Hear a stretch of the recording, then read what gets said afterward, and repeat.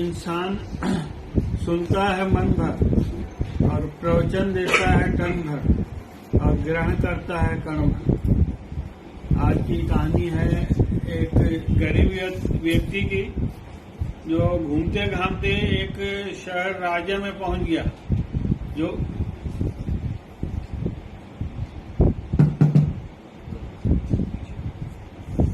एक शहर राज्य में पहुंच गया जो राज्य उस शहर की राजधानी थी।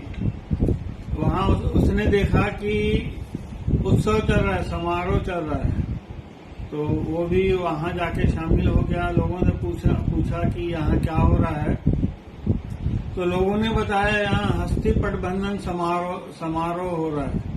तो पूछा ये क्या होता है? बोला अभी कुछ देर में एक शाही हाथी आएगा, उसकी सूंड में माला रहेगी और जिस किसी व्यक्ति के गले में पहनाएगा वो 5 साल के लिए राजा चुना जाएगा। तो काफी खुश हो गया, चलो मेरे को भी इसमें शामिल होने का मौका मिल रहा है। शायद ईश्वर को ये मंजूर था कि मेरे को यहाँ तक पहुँचा दिया। वो भी लाइन में खड़ा हो गया।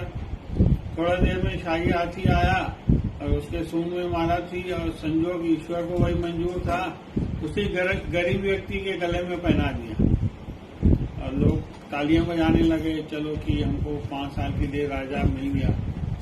रोहित को बुलाया गया कि इसका तिलक किया जाए।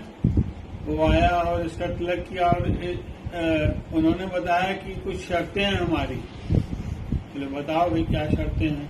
तो बोले हमारी शर्तें हैं कि पहले तो आपको इस राज्य के 5 साल के लिए आपको राजा चुना जाता है।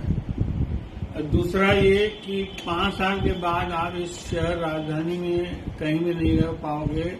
यहाँ से दूर जंगल में एक नदी है, नदी पार करके आपको उस गांव जाना है। और नदी में मगरमच्छ है, घड़ियाल है, जहरीले जानवर है, वो आपको पार करके जाना है उस पार। अगर आप बच गए वहां तो आप वहां का बाकी का जीवन वहां आप रह सकते हो, नहीं तो फिर जैसे आपकी इच्छा। तो वो सोचता है कि अब आगे पीछे तो कुछ है नहीं और चलो 5 साल तो देख लेते हैं और 5 साल के बाद देखेंगे। लोगों ने बताया कि कुछ लोग पहुंच भी गए हैं, कुछ लोग अपना जीवन खो भी चुके हैं। तो बोले ठीक है मुझे मंजूर है। तो 5 साल के लिए उसको राजा चुना गया। 5 सालों में पूरे राज्य के लोगों की अच्छी उन्होंने व्यवस्था की, सुरक्षा की, हर तरह से उनका ध्यान रखा। ऐसा लगा तन मन धन वाली फीलिंग सबको ला दी और पूरा राज्य खुश था। मगर समय का पहिया है और किसी के लिए रुकता नहीं है, समय चलता गया और 5 साल पूरे हो गए। उसका विदाई का समय आ गया। लोग रोने लगे, उनके आंखों में आंसू आने लगे कि इतना अच्छा राजा हमें छोड़ के जा रहा है, अब उसको यातनाएं सहनी पड़ेगी, वो पार कर पाएगा कि नहीं। और ढोल नगाड़े बुलाए गए उसको विदाई के लिए। वहां नदी तक ले जाया गया और वहां नदी में जाके वो आखिरी सबको प्रणाम किया राजा ने और वो आराम से मतलब नदी पार करने लगा।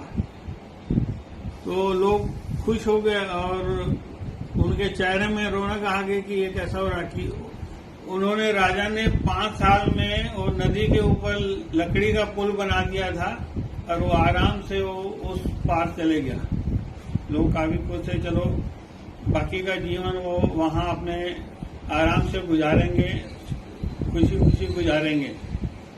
ये कहानी राजा की या नदी की नहीं है, कहानी है आपकी और हमारी।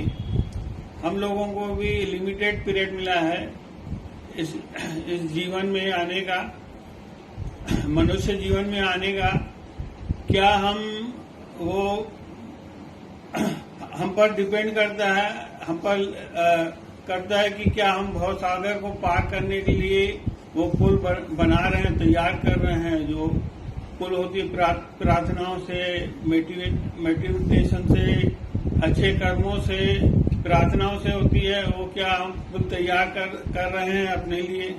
क्योंकि हमें भी एक दिन भवसागर छोड़ के दूसरे भवसागर में जाना है। हमें भी ये यातनाएं सहनी ने पड़े, वहाँ नरक कहा जाता है।